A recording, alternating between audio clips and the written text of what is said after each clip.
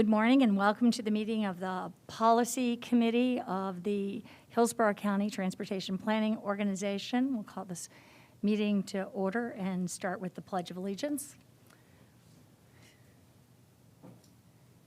I pledge allegiance to the flag of the United States of America and to the republic for which it stands, one nation, under God, indivisible, with liberty and justice for all. And if we could start with a roll call here. It's a hybrid meeting. Commissioner Kemp? Here. Commissioner Cohen? Here. Commissioner Smith? Here. Councilman Maniscalco? Bob Frey? Here. Commissioner Overman? Here. And Charles Klug.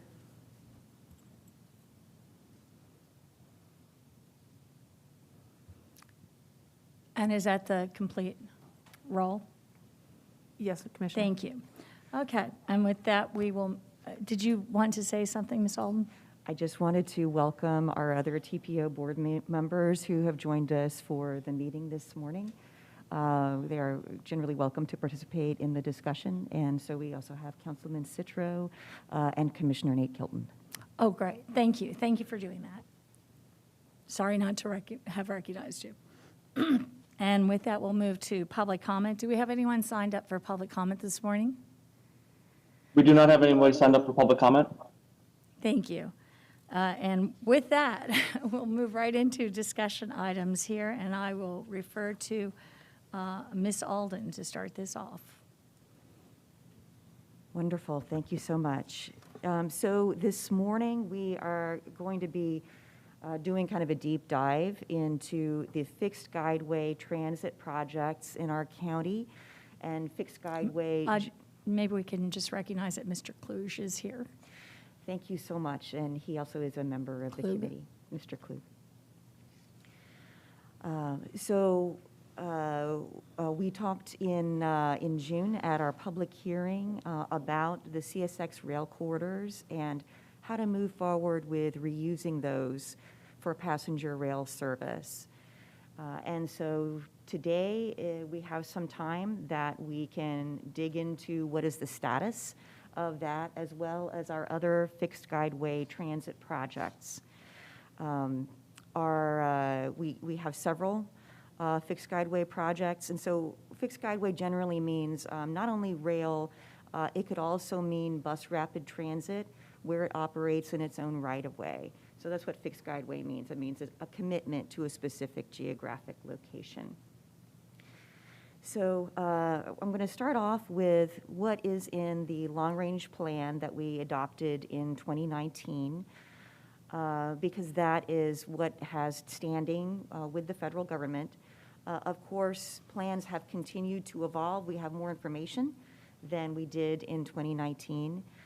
And so we'll share where we are now with that and how that stacks up in terms of the latest cost estimates and what funding we earlier forecast might be available for fixed guideway transit projects. We'll also take a look at what grant opportunities are available.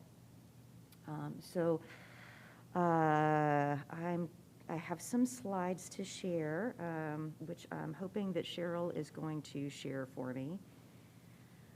But she was up here just a second ago. So why don't I go ahead and just talk briefly about the 2045 plan, and then we will jump into that just as soon as she has the slides pulled up. So the long-range transportation plan identified some of our best opportunities for fixed guideway transit. So those are areas where there is some right-of-way available. So CSX includes some of those corridors. And then forecast out the value of the transportation sales surtax. A portion of that, of course, was set aside for transit and dedicated right-of-way. And so we forecast out the value of that in year of expenditure dollars and identified a number of corridors. We also did a lot of public engagement for the 2045 plan. And that the overwhelming sentiment from the public during both of the very large surveys that we did was that fixed guideway transit, and in particular rail, was a high priority of the survey respondents. And that was both in the Tri-County survey that we did that had more than 10,000 respondents, and the one that focused on Hillsborough specifically with more than 5,000 respondents. So, and I'm just going to ask again if Cheryl is available to share the slides, but if not, they are all in your agenda packet. And so what is, what I think is interesting in your agenda packet in particular is the forecast of the highest ridership areas. So those do assume that as our population grows, that we are able to promote infill and redevelopment as opposed to continuing to grow outward and expand the urban services boundary. But assuming we can do that, we have some very productive corridors, particularly through the center of Tampa. Oh, there's Cheryl, thank you. Cheryl, if you could go ahead and scroll down a couple of slides. So yes, so I mentioned the surveys, rail in both of those reused freight rail tracks, those all came up as top rated by our survey respondents. Transit-oriented development, meaning basically infill, reusing our current urban area, is an essential part of our growth management strategy to help us consume less land as our population continues to grow. So Cheryl, next slide, please. So our forecast is over 2 million people by 2045. Next slide. And we looked at the corridors that I mentioned. And so I've labeled on this map the ones that are CSX rail rights of way, which is quite a few of the corridors that we studied. We also looked at the 2 ferry routes, the one from downtown Tampa to St. Pete, and the one from South Hillsborough County to MacDill Air Force Base. And we looked at a new fixed guideway corridor from downtown to the West Shore area. There's no existing rail in that corridor, so that would have to be created new. Next slide, please. And so the forecast, the deeper red colors here are the higher ridership corridors. And so the 2 legs of the L that connect downtown Tampa to West Shore and to the USF area, which are our 3 largest job centers and go through neighborhoods. Those are our most ridership productive corridors that we forecast. But we also have several others that would probably do very well and generate a lot of ridership. And so that includes the route into South Tampa, the route into South County, the route east through Brandon towards Plant City, and the route west towards Oldsmar, that it basically parallels Bush and Linebaugh, and heads through southern Carrollwood, West Park Village area. So next slide, please. The forecast, just as a caveat, they do assume that this would be accompanied by an expansion of the bus system, which is very important because the buses carry people to and from the rail stations. It also assumes that all of these are in operation. We didn't study them individually, and so they might feed into each other. So if you built just one, probably one would have less. So next slide, please.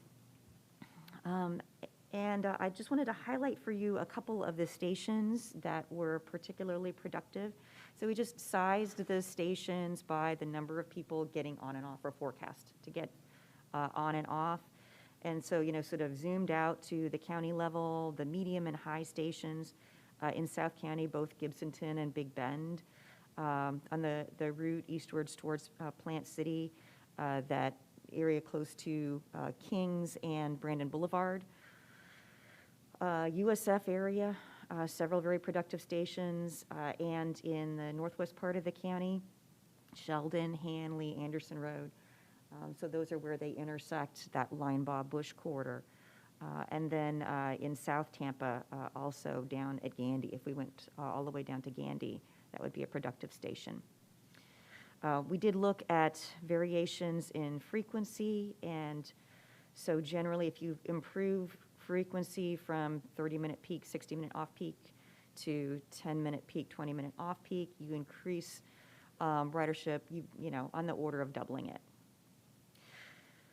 Next slide, please, Cheryl. And this one's going to zoom in a little bit more on the city of Tampa, you know, so digging into some of those stations, you know, and again, this is before station area planning. So it's not like anyone has actually picked out the location of these stations. We're just trying to get an order of magnitude of which ones would be the most productive. You know, but going from downtown Tampa towards USF, several of the stations in East Tampa would probably get a lot of ridership. MLK, Hillsborough, Sly, Ybor, and going west over to the West Shore District, Boulevard, Howard, West Shore, all very productive stations, and Howard on the South Tampa line as well. Going east over to Brandon, 50th Street, looks like also would get a fair amount of ridership. So next slide, please. Water transit also did well. I think the advantage of water transit is that that is a lower cost project. And so although the ridership is lower, also the investment is lower. So that is also a good opportunity for us. Next slide, please. So what we actually adopted into the plan was this diagram, and what this diagram leaves it a little bit open-ended as to exactly what happens first. The next steps would need to be taken by transit agencies actually identifying the next steps for the project, or in the case of water transit, possibly the county taking a step to implement the project.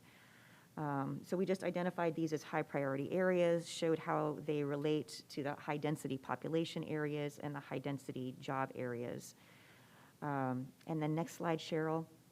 And then we identified the funding for those corridors. There we go.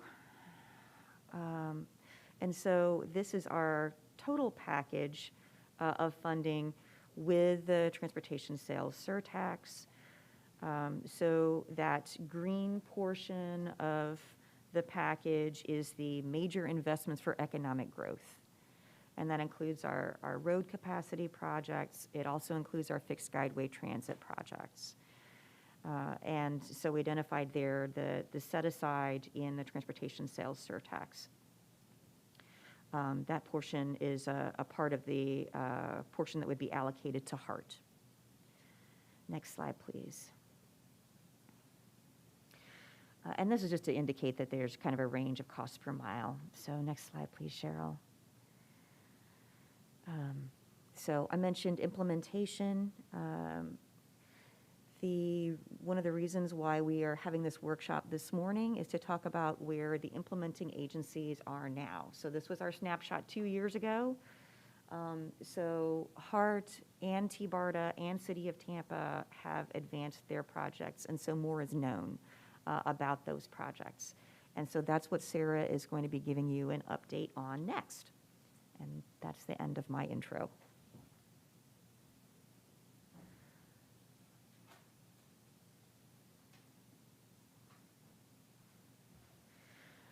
Cheryl, if you could share the next slide deck. And Sarah, are you ready to talk with us about the current status of our fixed Guideway projects? Yes, I am. I'm not sure we can hear you. Yes, I am.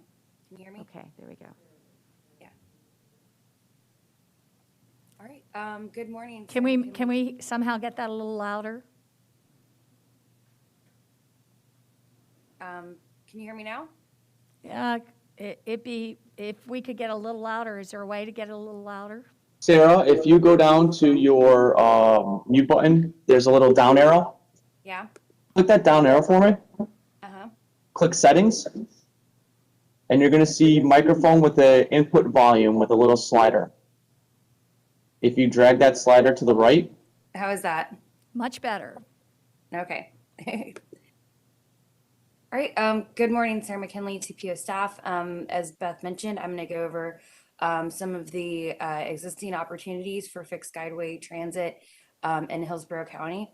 As you can see from the first slide, there are quite a bit of opportunities within Hillsborough County today, including the modernization of the streetcar with the extension to Palm Avenue, the Heart Arterial Bus Rapid Transit study, as well as Tbarda's regional rapid transit.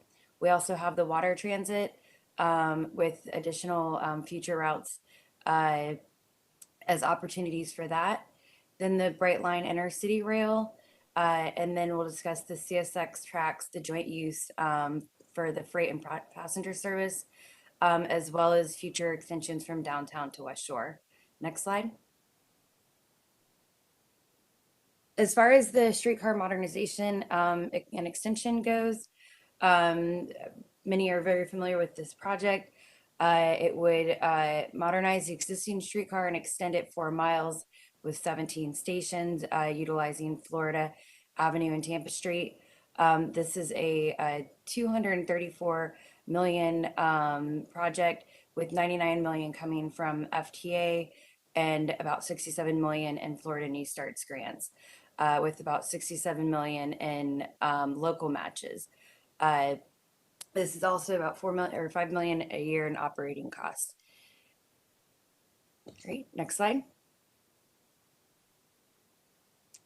The next opportunity is the Heart Arterial BRT. This is an ongoing study. Phase 2 was recently presented to the board, and as far as the next steps, that'll be coming from the Heart board. The goals of this is to enhance service between downtown and USF. This is looking at also improving the network itself, looking at Florida Avenue up to University area. Next slide.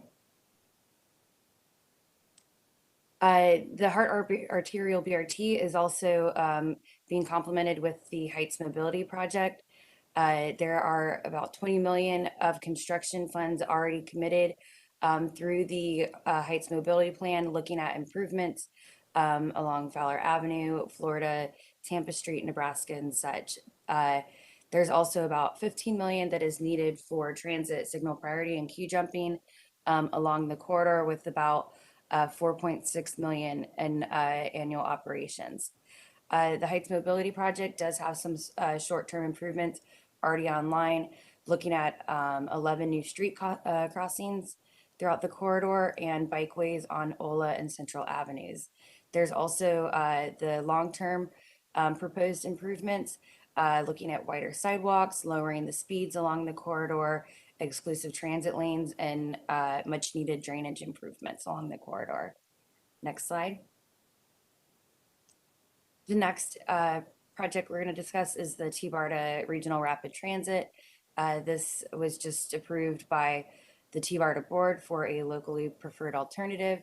It is a 41-mile limited stop express route with stations throughout Pinellas, Pasco, and Hillsborough counties, with each of those sharing proportional cost.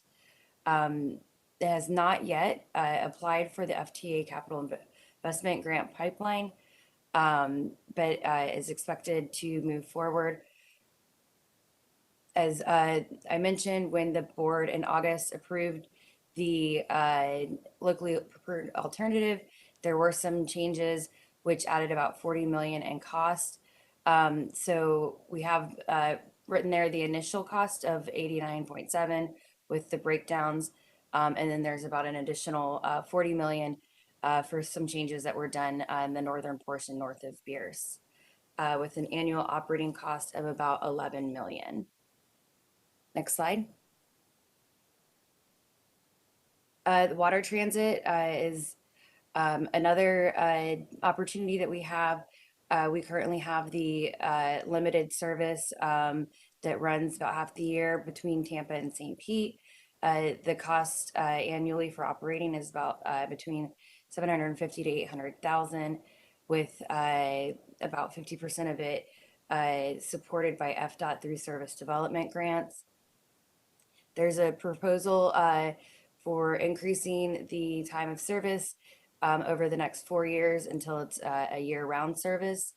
There's also the opportunity for the MacDill Air Force Base Big Bend segment.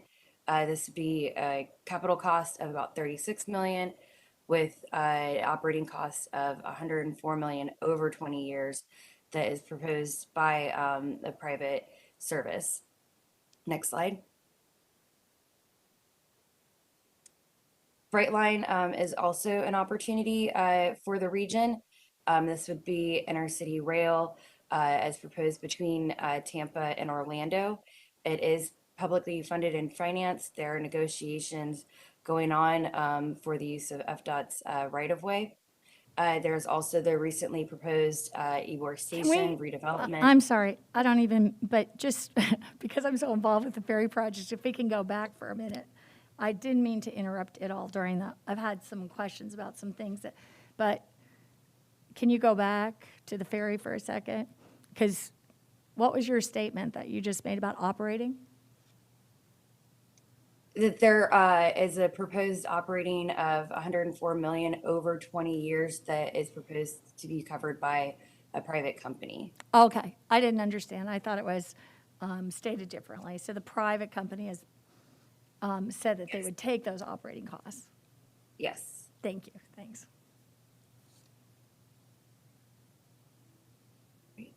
Right, next slide. Right. So there are some steps being taken as far as Brightline goes. There's lots of discussion and negotiation on the eastern end in Orlando. There's also a 15% design completed for the Orlando Airport to Disney segment. In 2020, there was a letter of intent for a Tampa station in Ybor. And then in January 2021, there was Brightline commenced the 30% engineering for the full Orlando to Tampa segment. Next slide. Can I just ask a brief question before you go on? Yes. Is there anything contemplated between the Walt Disney World and Tampa on this Brightline project? I mean, is there a Lakeland?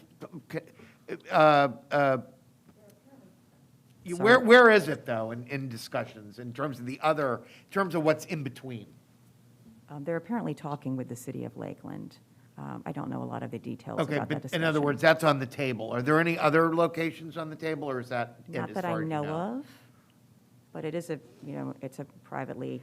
Right, no, I proposed. understand. I just, yeah, okay, thanks. You can continue. Thank you. Another opportunity that's been discussed a lot is the CSX joint use between downtown Tampa and USF. There are multiple opportunities for technology along this, either looking at some of the bigger commuter rail cars such as used by Sunrail. There's also the opportunity for smaller cars known as the diesel multiple unit or the electrical multiple unit, such as used in Texas and California. The cost ranges for these projects is quite large. Sunrail runs about $10 million a mile because their costs typically didn't include some of the CSX negotiations that was covered by the state. Through the Tbarda Regional Transit Feasibility Plan, there was a cost of about $54 to $69 million per mile. Next slide.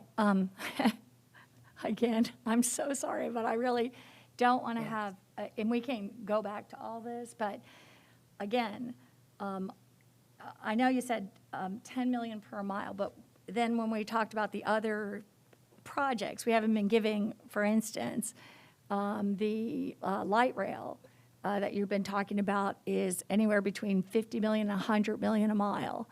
And I think to only mention it with this, but Sunrail, with their project, was the right-of-way was bought, the track was bought, the stations were set up, the the cars, that they used were all included in 20 million a mile. And I'll just give some perspective, because this is what I think we kind of Madam need. Chair, just so you know, when I listen to this, I take all the numbers and I figure they're not apples to apples. They can't be. So I just sort of listen without the numbers. if you I know. wanna the I truth. guess when we go back, but I just, even to, and the estimate of 54 to 69 million is so fallacious. And I mean, I just don't even think, honestly, that should have been presented. That's why I just wanted to make clear about this. And we should note that on I-275, just this current cost of not even adding capacity, but what they did was 120 million a mile. I just think it's important if we're going to, this is the only one where I've heard a mile talked about. So I just want to put that in perspective. Thank you. Sure. We were presenting this one as a per mile because there isn't a specific project that we're showing kind of a large And I don't mean to be network. so critical. I feel like we never really focus enough on some of these costs and operational costs. And so that just somewhat jumped out to me. You're absolutely right. I mean, these numbers are going to need to be dug into a lot more. We wanted to share with you the numbers that are in studies that have been produced recently, but also, as Sarah is going to mention right here, there's a lot of variability in per mile costs, and so it needs a lot more work. Yeah. Right. Yes. So, and Yes. I'm really sorry to interrupt your presentation. Oh, no, you're fine. No, thank you. Yeah, you just led into my next slide. As you can see, there are a wide range of cost per mile within the recent FTA projects that were awarded. As you can see, down there at the very bottom with probably about 5 million or just under 5 million per mile for PRT, all the way up to just about 140 million per mile for the Charlotte Blue Line extension. So there is a lot of variability with every project, and there will be need to refine a lot of these costs. And as you mentioned, some of the costs don't account for everything that was included necessarily when negotiations were made. So, next slide. This is just a brief overview on how Sunrail happened. I'll try to go through this quickly. 2003, there was a 50 cent sales tax rejected. Then the mayor and Orange County advocated for pushing forward. District 5 prepared all the environmental assessments. And then Fdot and Metro Plan were able to negotiate agreements for funding and operating and governance by the counties and the city of Orlando and the state. In 2007, the state also negotiated the agreements with CSX to purchase the tracks, lease back, and other refurbishments along the corridor. In 2008, District 5 led the design and engineering. It was approved by the legislature in 2009. In 2011, there was full funding grant agreements that were signed by all the parties. And then the service began in 2014. Next slide. So this is just an overview of the estimated trains per day on our local network through Hillsborough County of the CSX tracks. As you can see, a lot of the tracks are very underutilized as far as number of trains per week, showing that there is capacity for shared use along these rail corridors. Next slide. There's also the opportunity for the downtown to West Shore connection. This looks at different possible modes, all the modes we've discussed thus far. Also looking at Cypress and Main Street, as well as the 275 corridor. This was in previous environmental impact statements, as well as part of the HART alternative analysis in 2010. There was a recent unsolicited bid from a private company to both City of Tampa and HART with the opportunity to implement service that would be paid back through the future sales tax and other grants. And the estimated use for the I-275 envelope is about 320 to 525 million. And this was from the Transit Assets and Opportunity Study that the NPO did in 2014. Next slide. All right, now we're going to discuss the next steps to move forward and sort of get into a little bit another high overview of some of those costs. Next step, or next slide, sorry. There are multiple grant opportunities that are available for the projects that we just discussed, and we're going to go through each of these. Next slide. Right. The first are the FTA capital investment grants. Many of you are probably very familiar with these graphics. These are the new starts and the small starts. So new starts, anything over 250 million. And then the small starts, anything under. Possible projects, again, for new starts include the downtown to West Shore and the CSX joint use. And then we already have the streetcar in the pipeline, with the HART BRT and Tbarda RRT as possible future projects. Next slide. We have a new flexibility that is the new Florida State New Starts program. This is a one-to-one match for local dollars. Whether or not the local government actually seeks FTA funding, this is something that can be covered completely through the state and through their pipeline. And if I could, I just wanted to highlight that there's a new opportunity that's provided by Florida DOT through this program. So previously, in order to qualify for this state assistance, you pretty much had to go through the FTA capital investment grant process. If you did not, you were only eligible for 12% of your capital costs. And what they have just proposed in the last month is that if you do not go through the FTA capital investment grant process, they're willing to match you 50%. Thank you. All right, next slide. FTA also has the passenger ferry grant program. This awards about 38 to 47 million in the last couple years, with the average award being 4 million. It is an 80-20 federal to local match. The eligible expenses are capital expenses. Planning, operative, and preventive maintenance are not eligible through this grant program. Next slide. Great. There's also the FHWA surface transportation block grants. These are allocated for urbanized areas. The priorities are set by the NPOs through the TIP priority list. These dollars can be flexed, but cannot be used to match federal funds.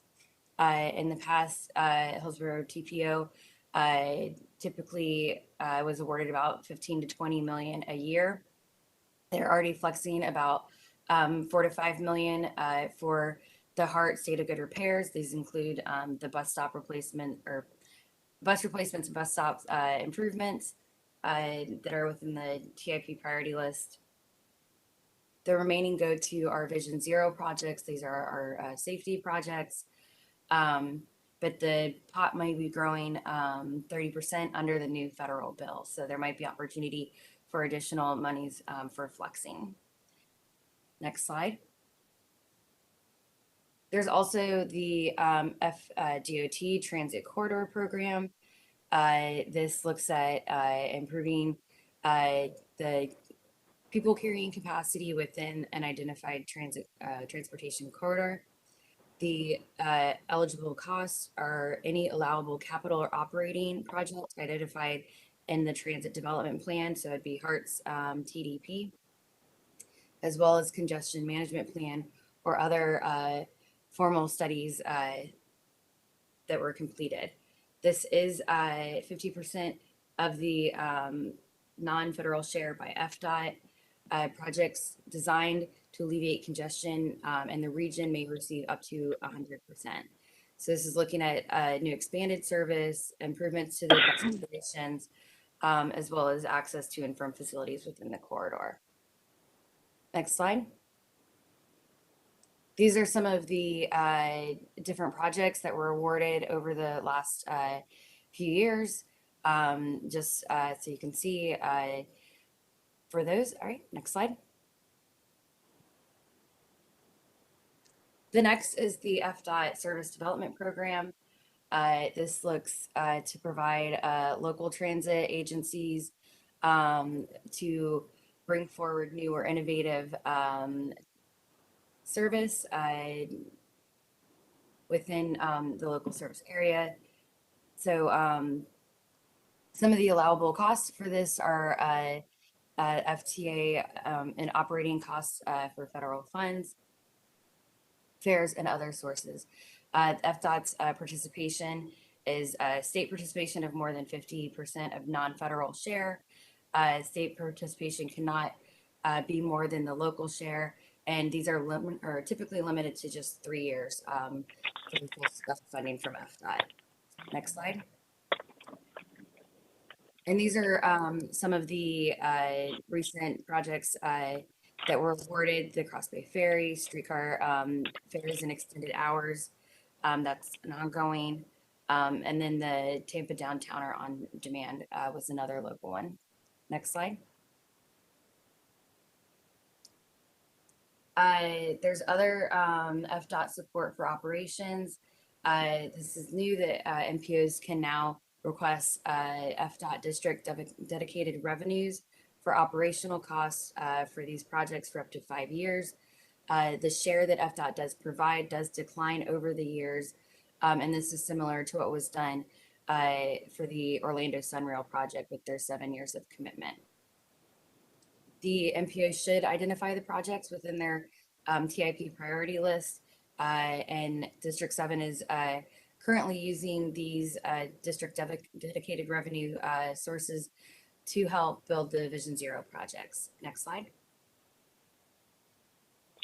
As far as tallying up all the costs that we've discussed throughout this presentation, there are opportunities with a 20 years of a transportation sales tax to potentially fund all of these projects. This is looking at the share of funding that was dedicated for right-of-way as per the 2018 referendum. Also, with all of the FTA and Florida New Start grant opportunities that we discussed, and could be one for the streetcar extension, the Tbarda RRT, the CSX joint use, and the downtown to West Shore connections. As far as the Florida State New Starts grant program, that would be a great project for the Heart Arterial BRT to help complement the other efforts that are going out there today. Next slide. This is sort of just looking at the bottom line and summarizing what each of these opportunities mean. So independent of what technology we look at, there is an ability to have a dedicated right-of-way for transit and has capacity to fund several of these projects over the next 20 years. The number of projects is dependent on our community's future success in winning major competitive grants, as well as leveraging our local dollars. Much of the planning and advanced work has already been done. So a lot of these projects are either starting the FTA process or ready to get into that pipeline. And these projects alone, even just 2 of them, would likely take up the pipeline for a number of years. So depending on which projects move first, those can sort of take up the capacity for any funding awards for the next 5 to 7 years. So it sort of makes sense to make sure that we are able to prioritize sort of the order and magnitude of which projects we wish to move forward first. So with that, that is my presentation. Any questions? Oops. thank you so much. I'm sure we're going to have a lot of questions. I know I have a lot, and it was a really good presentation. There's a lot of new information about Fdot. I'm just going to ask one question now so that I understand it, and then let others, and I'll go on because I have so many. But my one question is, can we go back to the Tbarda regional project slide? Did you say is that on our long-range plan? And I don't understand, if so, how that got to be on our I know that it hasn't come before us in my 4.5 years on this board. No, So no. what's in the long-range plan is very general. So we basically identified these very schematic corridors and identified that there is funding set aside for transit in dedicated right-of-way. So it's very broad at this point. Okay, so I understand. So it's, I don't know, we have these, we have these projects that we put out almost all at, and I know you're just trying to give the overview, but almost all they're all at stages where they're not there, half there, or apparently have more, possibilities. So I just wanted to kind of understand that was not in any priority list in any way, because, as far as I understand, it is nowhere on any of our county lists. At this point, we probably would need to prepare an amendment to the long-range transportation plan for any of these projects, just because the long-range plan is so broad at this point. Okay, thank you. And I'll recognize Commissioner Overman. Thank you. Thank you very, very much. And thank you, Ms. Alden and Ms. McKinley, for your presentations. When we looked at the very first presentation, the key here is that we expect, 2 million people joining Hillsborough County by 2045. And any and all of these projects at some point in time could in fact manifest during that time period and may take that long. So to Ms. McKinley's point is looking at these options and developing a prioritization about who's on first, what we do first, is absolutely necessary given the stage of funding that'll be required, whether it comes from our local surtax, whether it comes from state funds, or whether it comes from FTA funds.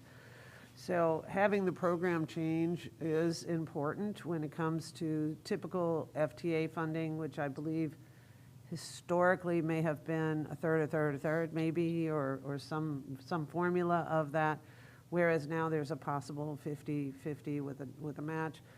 Recognizing in the map that you showed in the first presentation where the job density would be and where the population density would be, and then taking into consideration the results of a survey, or the 2 surveys that were done, that has had more response than I think any survey the county has, or anyone has actually ever done.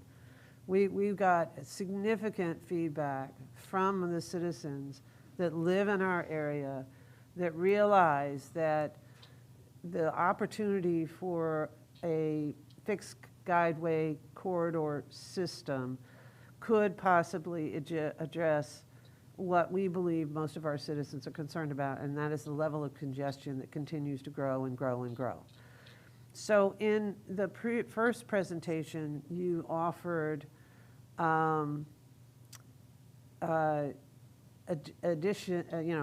congestion relief numbers. You said, if we do this, it's, if we go on this route, or we look at what 275 does, or what I-4 does, we know we have the ability to estimate how many cars are on the road and how many people need to get to one place to another.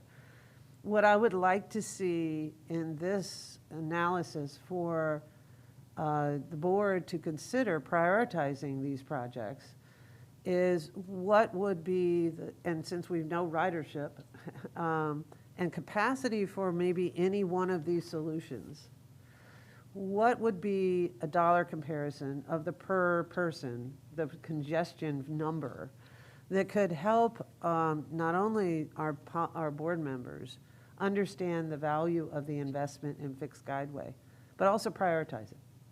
Because we frequently are put in a position where we're doing, as Commissioner Kemp mentioned, the cost per mile comparison. Well, when we do that, we don't take that into consideration, the cost per mile comparison of any one of these solutions, and show how that compares to possible congestion relief with just ground transit as well as road development or freight transportation plan, any of the above, it is going to be difficult to prioritize these projects, but not impossible. And I want to thank you, Ms. Alden. I had asked for us to bring this together so that this board, this policy committee, and then ultimately the board, the BOCC and HART, include these items and these issues in their strategic plans moving forward as far as it comes to transportation. Because when we have a clear idea of what will address what I believe our citizens are most concerned about, whether they're business owners or individuals trying to get to work or trying to get to school or trying to get to the doctors, what they're concerned about is that map that was slide 6 in the first presentation is, this is where we're going to be. How do we provide effective ways for people to get from point A to point B? And all of these opportunities here provide a solution. And if 2045 is now no longer so far away, transit has been on our priority list for over 30 years. And I think we are in a real nice time to really look at what our best return on investment for investing in ways that people can get around in a good way. The other advantage that I see in fixed Guideway is that it can very effectively increase its capacity.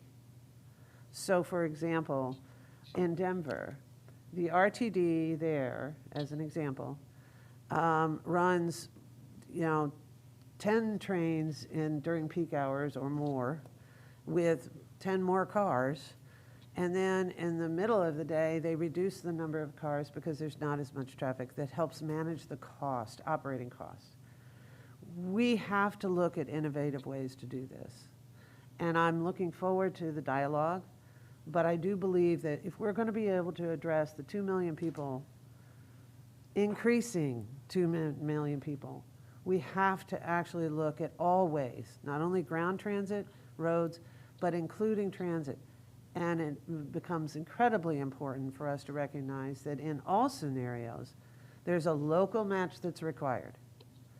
And so if we're going to build a regional transit system and address Hillsborough's needs too, we have to have the revenues to do so. And that's why all of our plans go back to if we had a surtax. But clearly, at the moment, we don't. And it becomes a prioritization to help our citizens as well as our leaders understand how critically that is. And I'll stop there. Thank you so much for your presentation and putting the work in. I appreciate it. Thank you. Councilman Citro. Thank you very much, Madam Chair. I do appreciate the opportunity to speak. This report has been amazing, all the facts and figures that were presented to us. Commissioner Overman, I couldn't agree with you more. We all know that the lowest bid is not always the best. And we need to seize the opportunity right now to move as many people as we possibly can at one time. The simple fact is that any transportation needs that this policy or TPO plans forward will affect the city of Tampa the most, which has the most amount of people per mile. We heard of wonderful things, Brightline, it's coming, CSX, Tbarda, Cross Bay Ferry, the streetcar, and of course my favorite, the rail from the airport to downtown. Those are all spokes in the wheel. Where is our hub going to be for the connectivity for all of this? If I'm a parent with 2 kids in tow dragging suitcases coming from Mickey, trying to leave out of Tampa International Airport. Am I going to trust that first mile, last mile, and now what we're saying, middle mile, to get from one form of transportation to the other, when it would be more simple to walk 2 or 3 blocks to get off Bright Line and get on another form of transportation to take me to the airport? If I'm a USF college student that has to come down CSX to get to Polytechnics out in Lakeland, I heard no talk of a centralized terminal, and the terminal means an end to a roadway or a rail or something where you can get off of one form of transportation and onto the other. Again, Ms. Overman, I appreciate your words, and you're exactly right. We need to move as many people as we possibly can, get them off our roadways, but make it simple and easy. Thank you, Madam Chair. Thank you. And I'm just looking, I don't see anyone else wishing to speak. I have, I'll say, one of the problems, I think, overall, just with what I see out there is there isn't a coordinated, coherent overall plan. And I'll just say, too, that, this is new to me, and I think it's, there's a slide today. Did you say that Florida Fdot, so typically what we've had out there is you must apply for an FTA grant. You get FTA funding. We've always talked about wanting federal funds for 50% typically. Sometimes that percentage has gone a little down, but we're hearing that percentage is going to perhaps even be more robust under the current infrastructure bill. So you get 50% FTA, 25% state, and 25% local match. If you didn't go for FTA, you get 12% from the state, and that's it. So you would be paying something like 88% of the project. So now, you're saying that, did I hear that if you don't go for that federal funding, that the state is going to come in and give you possibly a 50% match? Is that accurate? So that's right. That has been officially announced, and so this is a new path forward. So, for example, if you have a lower cost project, and the hard arterial BRT might be a good candidate for this, where we're able to take some of the on-road improvements and fund those through roadway-related grants. We could just take the bus system-related improvements and possibly split those 50-50 between the state and local. And so it really, it makes some of these things more feasible. We do have our DOT representatives on the line. They're prepared to answer questions about this as well. I don't know if they want to speak on this. And of course, I also invited HART staff to be on the line to answer questions. And I believe we have Terry Wright from HART on the line as well. Is someone from District 7 available? I see Ming Gao. Yeah, good morning, Beth. Good morning, everyone. Hi, this is Ming Gao with DOT in District 7. I just want to follow up on Beth's comment about the new initiative. That had not been made official yet, meaning the Secretary had not signed off on it, but that's been talked about for the past years. We do want to do more for transit.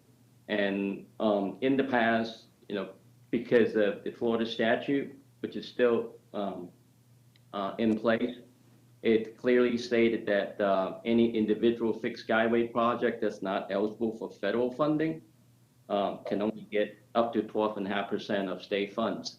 So, we try to, work around it and figure out how can we, put more money into fixed Guideway project. If we are not successful in getting federal funding. So we've been trying to put together a new policy to support, as Beth mentioned. I also want to mention that in your presentation, you also talked about the DDR, the District Dedicated Revenue, that if MPO want to put that into priority, we can fund any new premium transit project operation for up to 5 years in a declining scheme. For example, we can fund 80-20 first year, 60-40 the second, down to the 5th year, no more than 25% state funds. So we are trying to find a way to provide more support for transit projects. And I heard that as well. That was going to be a next comment. So I'll be talking to you all about the ferry. Sure. I'll just let you know. I mean,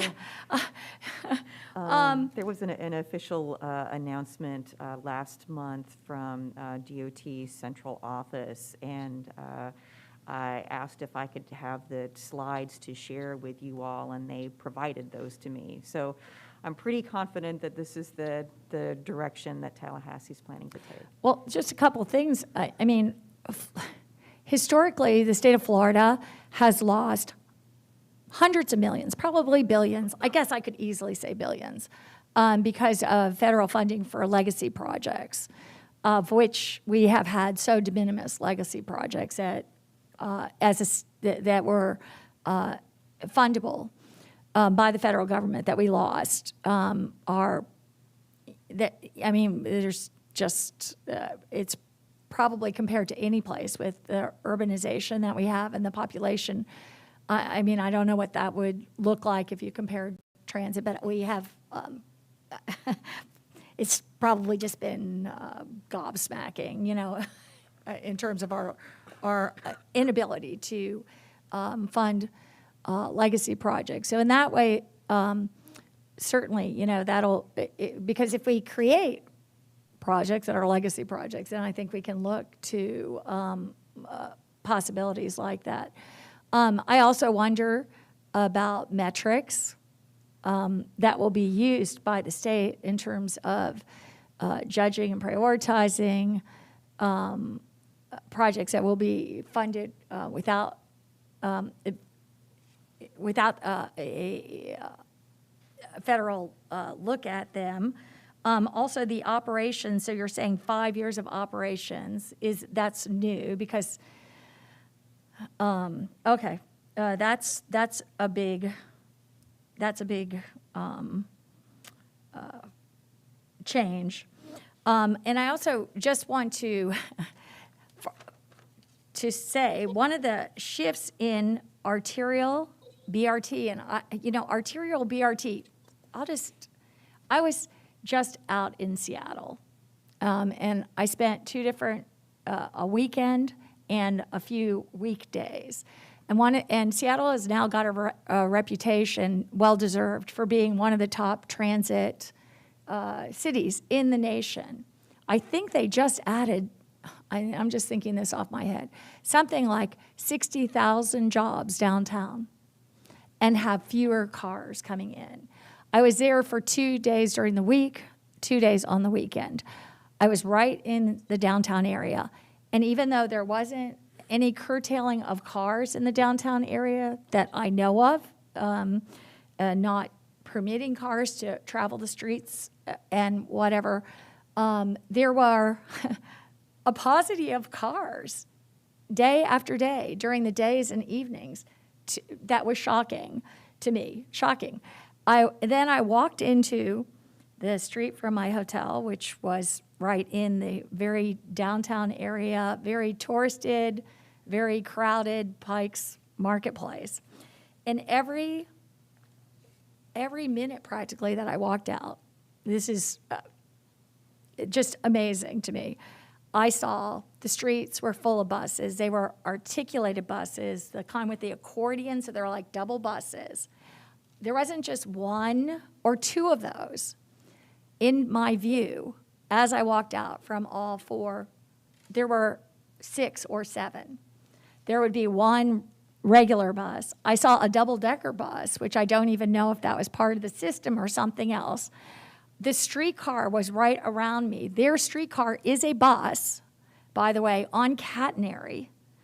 And I'm just saying, it was quite amazing to look at. And so I don't, when we say, I will say fixed corridor, as opposed, I mean, and that is what a ferry is too. It's a dedicated corridor where you don't, it's congestion proof. And I mean, I'm always looking at that.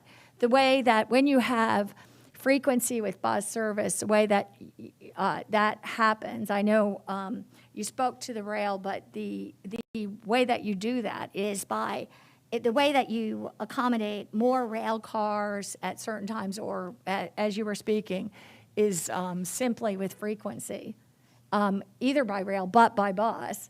And if you have buses coming every 2 minutes and everyone was jumping on them everywhere, it wasn't. It was quite amazing just to witness as when I did that. So I just wanted to make sure to speak to that. I also know, we do look at the CSX tracks, and those are dedicated corridor possibilities. I do know that some are way more available than others in terms of possibilities. And so I'm just putting that out there. But one of the most difficult areas we've always talked about for 3 decades now is serving, and this is in the entire region, the most dense transit area is USF to downtown. That's the number one. That is exactly where the CSX corridor goes. USF to downtown.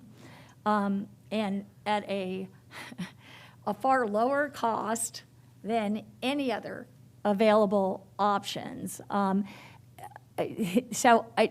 you could see that on that map as well when you saw the big circles. And I'm just to not take advantage, I'm just, as a dedicated corridor, it's a low-hanging fruit that we're missing. Again, we didn't look at, and specifically, I'm just looking at the ease and balance and of the ferry service in terms of going from South County to McDill, not having to go an hour and 15 minutes around and use any land route, and the low cost, and that's why I wanted to make sure with regards to talking about the operations costs.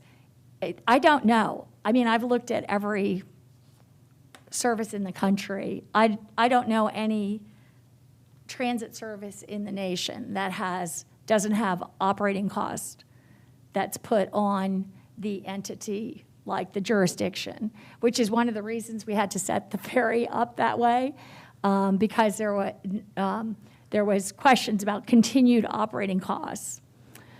So I just want to point that out. Not only do we have the capital costs, but the all-important operating costs, which I think are,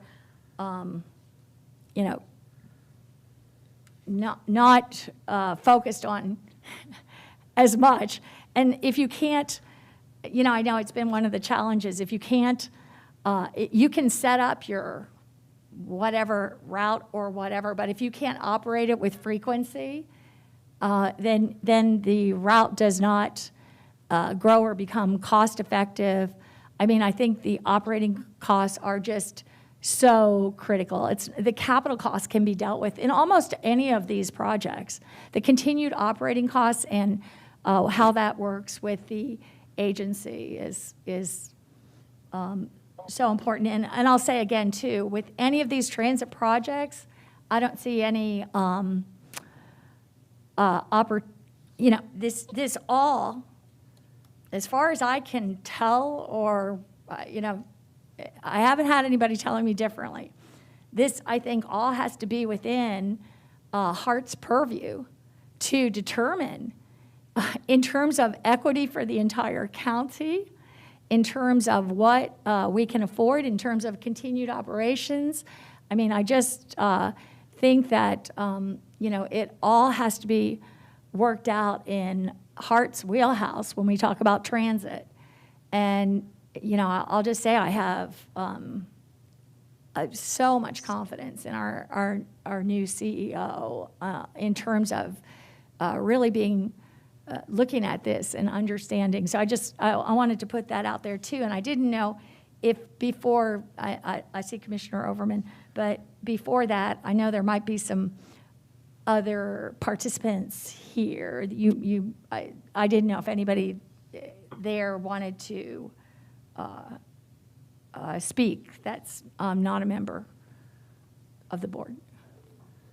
So still on our agenda today, we have, if you'd like to hear it, a presentation on the plans for transit-oriented development along the streetcar and the HART arterial BRT corridors. We've also invited a representative from HART to share any observations, and I believe Terry Wright. And we hardly from have any HART time. is I'm on sorry, that. I just So- this was a huge, and I'm very excited that it was done, but it's a huge, I think there. it could have almost been by itself. Yeah, how you doing? I just have a quick Go ahead. comment.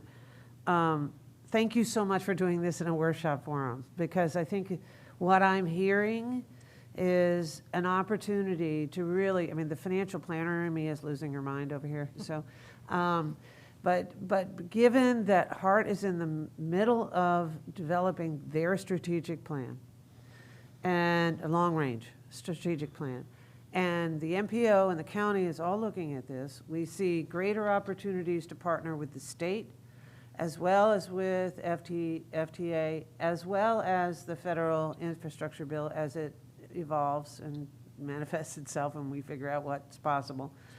But I think there's an opportunity to look at each of these projects and prioritize them to coordinate together. Because it was very clear in the diagram of where the CSX corridors are, that there's an opportunity to coordinate that. And to answer Councilman Citro's question is, if Brightline comes in and we have rail line and we have streetcar, where does that gel together so that there's an opportunity for transfer easily if you're dragging a suitcase and 2 kids with you, right? So where does it make sense given how Tampa has evolved for that connection between downtown and West Shore? So I think it's incumbent on this board to communicate and explore not only the strategic planning on which projects help us get where we need to go, because we can't do them all at the same time, clearly. We don't have the capacity in manpower or dollars, but also to really understand how we could stage this expansion of access to get from point A to point B to address the congestion, and work with HART and include HART in the planning process, because I've always felt like they're sort of over here when we have these discussions about transit. And it's critically important that obviously for funding and operational purposes, that they be at the table in that planning process in a robust way, so that we're hearing, when we're hearing these presentations on this, that they may be part of answering those kinds of operational related questions. Clearly, with their strategic plan, they may or may not be in that place, because we've always been in a place where there's never been enough funding for them to operate in the first place. But it's incumbent, I think, on the leaders on this board, as well as within the cities and the county, that we look at what it will take to help HART not feel like I can't do anything because I don't have the operational related support. So that we actually put forward a financial plan with the state. Because yesterday's press conference with our state legislators and the governor and the secretary made it very clear that they are very aware the Hillsborough County is growing at such a rapid rate that there's a reason for the state to help us grow. And if we work it well and have a plan, we may have a better opportunity to succeed. And I I'll think stop we're there. going to have some, and I know Commissioner Cohen wants to speak. I'll just say this. The only agency that can get federal funding, which we've said we want, and is HART. HART is the only one that will get that. They're the only ones that they need to be responsible for operating and promising operations for up to 30 years. So I just want to say, not do they have to be at the table. They have to be the table, and we have to be at their table. I would just like to, as far as that's where, I see what has to be, because it can't be run any other way. But I'd just like to clarify that. Commissioner Cohen. Thank you, everyone. And I'm not going to repeat everything everyone said, so I want to just zero in on one thing. Commissioner Kemp, I think you're absolutely right about the USF to downtown opportunity on the CSX tracks. I just want to say, for the record, I was so impressed with all of the spurs on the CSX tracks, and your comment about some are more available than others. I really think that we ought to be very practical about this. They're all good, and whatever is out there that is going to be the easiest to get and start with, we ought to have that be part of the equation, because I will tell you, any one of those corridors, standing alone, would be transformative. If it actually tied into something that was multimodal, as Commissioner Overman and Councilman Citro and Commissioner Kemp were all talking about, that would be terrific. But you're right. Some of them are going to be more available than others, and we ought to be real aggressive with the ones we think we can get. And just the most available corridor, and CSX has said this in the past, is the one that has the highest ridership in the entire region already, which is USF to downtown. So I'll just let that. And there's some that they've clearly said are not available at all because they're too used for freight still. At any rate, with that, I think it's probably good to close this. I think we probably have to cut a few things out of here, but perhaps it would be best to have, I think, Hart speak at this time, if to move to that. I think that would be wonderful, Madam Chair, if Terry's available to say a couple of words. We can certainly come back in the future with an update on the transit-oriented development planning that's going on, and in particular, you've all said some things this morning about the importance of prioritizing these fixed quarters so that we know what we are rallying around, what we are trying to make happen immediately, and then next, and making sure that they connect with each other in a seamless way. And so one of my questions for Hart is there a role where the TPO can assist Hart with any of this?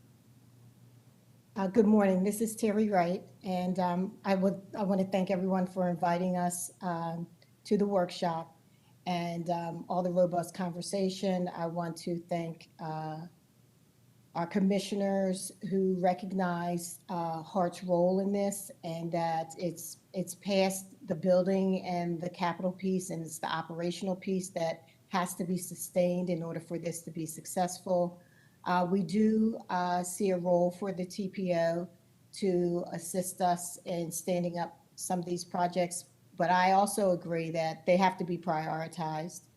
The prioritization will come in our strategic plan, which we are currently working through and moving forward.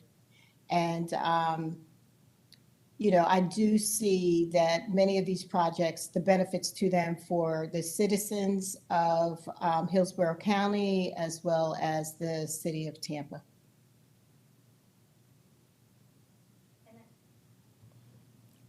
Great. Is that everything that you? Yes. Okay. I'm sorry. Yes, does anyone else from the Hart team have anything to add? Is there, I'm looking here to see if. We have Chris Cochran's on and Justin Willett on. I'm not sure if they have anything to add at this time. This is Chris Cochran, Director of Service Development.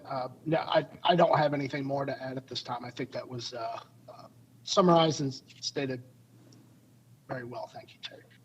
Yeah, no problem. And again, the funding is what is critical to move these projects forward and to not only get them implemented, but also to sustain them operationally. Great. I guess at this time, when I'm looking through the agenda, I thought we maybe had some other large presentation that we were cutting, but you're actually A, B, and C. I guess we kind of did. Yes, we did A, B, and C. We can bring back D in the future, and, that would give us 10 minutes to have a break before our board meeting begins. Okay, sounds good. Can I have a quick comment?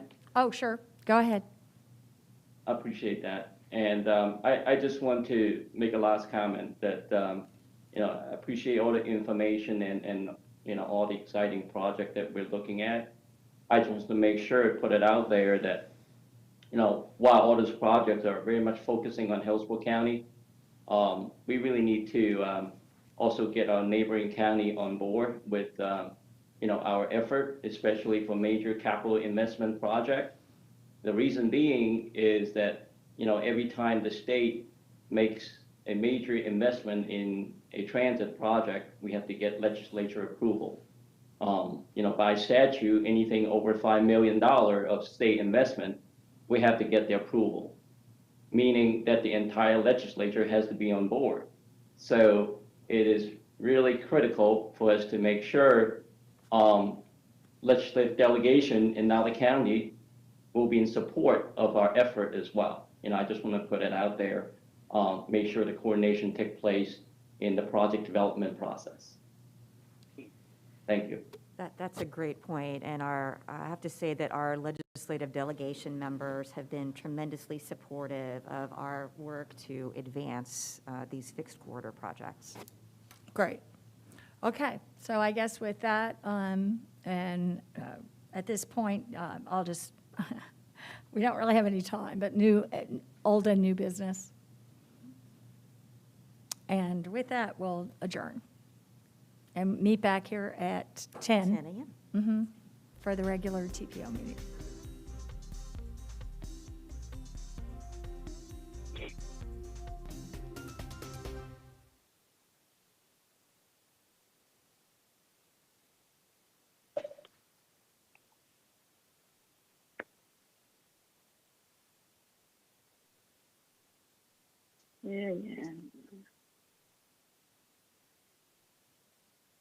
Good morning, everyone. This is Dan Putnam with Hillsborough County Communications. If you have signed in and would like to test your mic and video,